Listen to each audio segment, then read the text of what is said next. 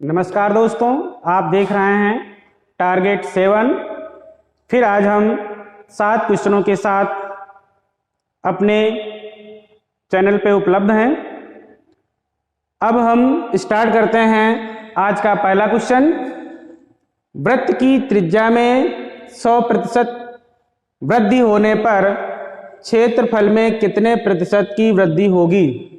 यानी कि वृत्त की त्रिज्या में 100% की वृद्धि कर दी जाए तो उसके क्षेत्रफल में क्या प्रभाव पड़ेगा या कितने प्रतिशत वृद्धि होगी। देखते हैं 100%। 100% को हम भिन्न के रूप में बदलेंगे तो 100% का बटे मतलब 100 से कट जाएगा, यानी 1/1 वृद्धि हो रही है। तो क्या करेंगे, हम कल बताया था जोड़ते हैं वृद्धि करने पर, तो 1 और 1 क्या हो जाएगा 2।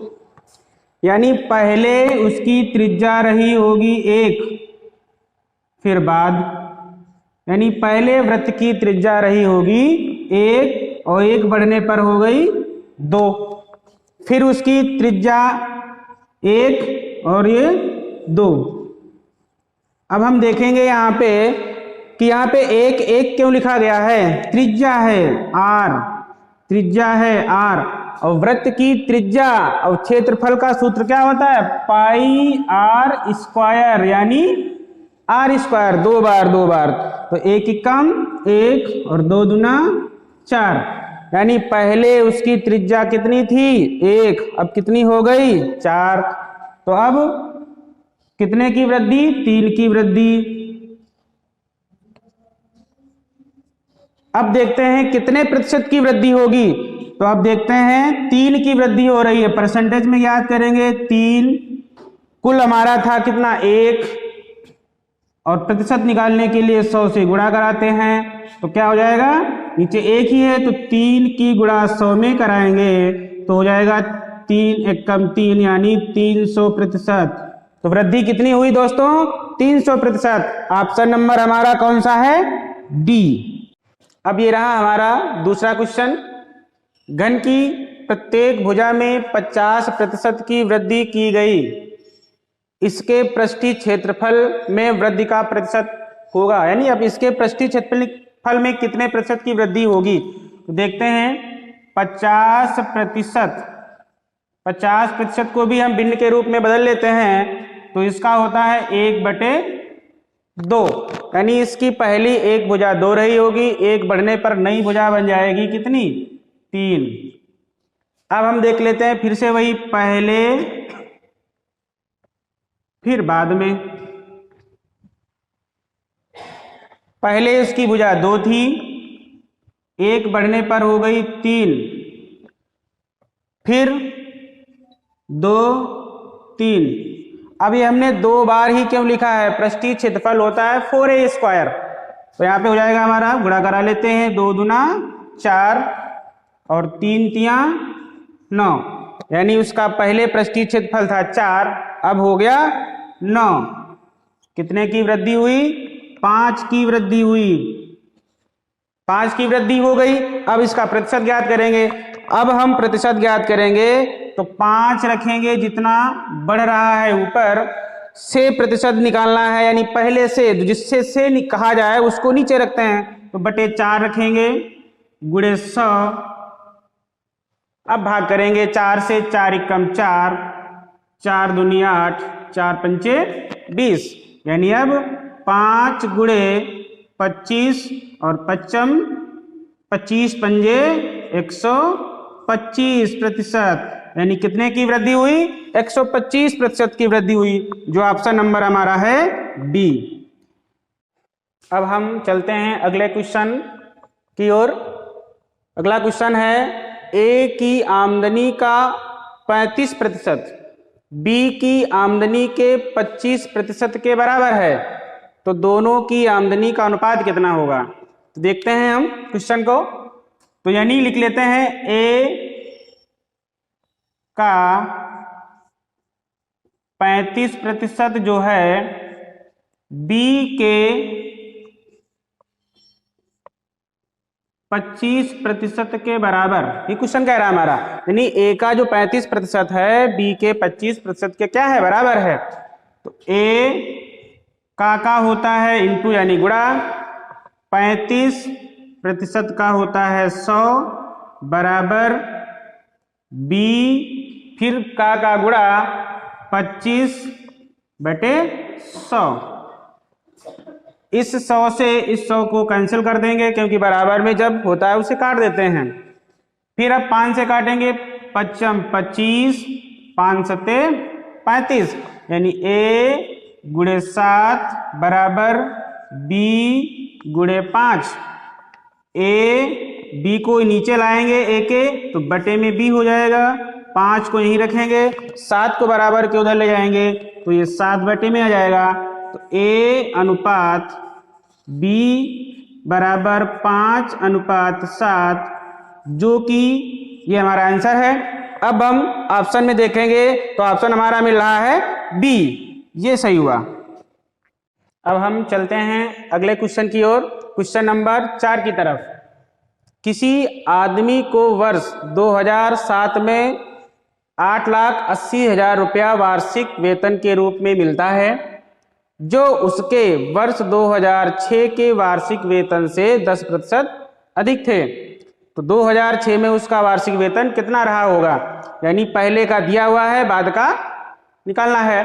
तो यहाँ पे देखते हैं कि 10% को भिन्न में बदलते हैं तो होता है 1/10, यानी जो 2000 सन 2 दिए हैं 2007 और 2006। अब कह रहा है कि वृद्धि हुई, तो 2 जोड़ेंगे हम, तो यहाँ पे हो जाएगा 11, यानी ये हमारा 2006 का रहा होगा और ये 2007 में, यानी बढ़ने पे क्या हो रहा है कि 6 से 7 में बढ़ रहा है। तो अब देखते हैं, अब कह रहा है कि 2007 में उसका वेतन कितना है, 8,80,000। कितनी ज्यादा है, भाग कराएंगे, 8 11 88, यानी कितना 8,000 ज्यादा है। तो 8 से गुणा कराएंगे हम इसे, तो नीचे भी 8 से गुणा करा देंगे हम 8,000 से।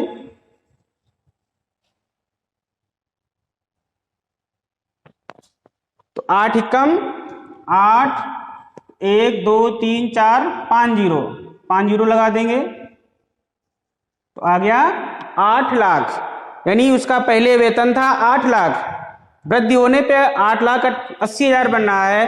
तो आंसर नंबर हमारा कौन सा है, बी, 8 लाख। अब हम चलते हैं क्वेश्चन नंबर 5 की तरफ। क्वेश्चन है, एक आदमी अपने वेतन का 65% खर्च कर देता है और प्रतिमाह वो 525 रुपये बचा लेता है, तो उसकी मासिक आय क्या होगी। तो इसको हम सरल तरीके से करते हैं। तो पहले लिख लेते हैं आय, फिर लिख लेते हैं उसका खर्च, और फिर लिखते हैं बचत।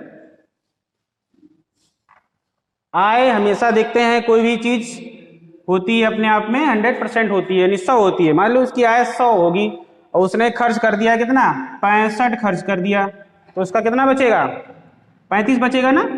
तो ये 35 बचा, लेकिन क्वेश्चन कह रहा है वो 35 नहीं बच रहा है, कितना बच रहा है, 525। तो उसकी हम तुलना करा लेते हैं, 525 यानी 35 को कितने से गुणा कराया जाए जो हमारा 525 हो जाए। तो क्या करते हैं हम, यानी 525/35 निकाल लेते हैं, कितने से गुणा कराएंगे, तो 13 से 5 7 35, 5 एकम 5 जाएगा नहीं, 5 25, फिर काटेंगे 7 एकम 7, 7 एकम 7 और 7 ना 35, यानी 15 से इसे गुणा कराएंगे। तो हम 35 को 15 से गुणा कराएंगे तो 525 होगा। तो अब आय में भी हम कितने से गुणा करा दें, 15 से। तो 15 की से गुणा कराएंगे तो 15 एकम 15 और 2 0, तो 1500 उसकी आय रही होगी। यानी उसकी आय कितनी रहेगी 1500, जो ऑप्शन नंबर हमारा है बी। अब हम चलते हैं क्वेश्चन नंबर 6 की तरफ। जो प्रश्न हमारा है, राधा अपने वेतन का 40% भोजन पर, 20% मकान किराए पर, 10% मनोरंजन पर तथा 10% परिवहन पर खर्च कर देती है। यदि माह के अंत में उसकी बचत 1500 रुपया है तो उसकी मासिक वेतन कितना होगा। यानी इतना खर्चा करने के बाद 1500 रुपया बचा लेती है तो उसका वेतन कितना होगा, निकालते हैं। तो टोटल खर्च देख लेते हैं कितना कर, तो खर्च 40% प्लस 20%, 10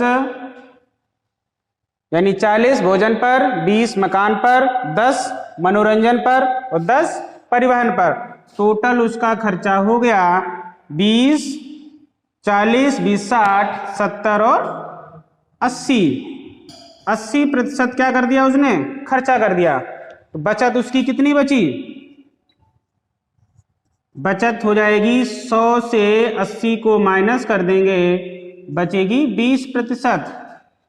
20% बची, यानी ये जो 20 बच रहा है, जो 20 बचेगा ये किसके बराबर होगा, 1500 के बराबर है। किसके बराबर है, 1500 के बराबर है।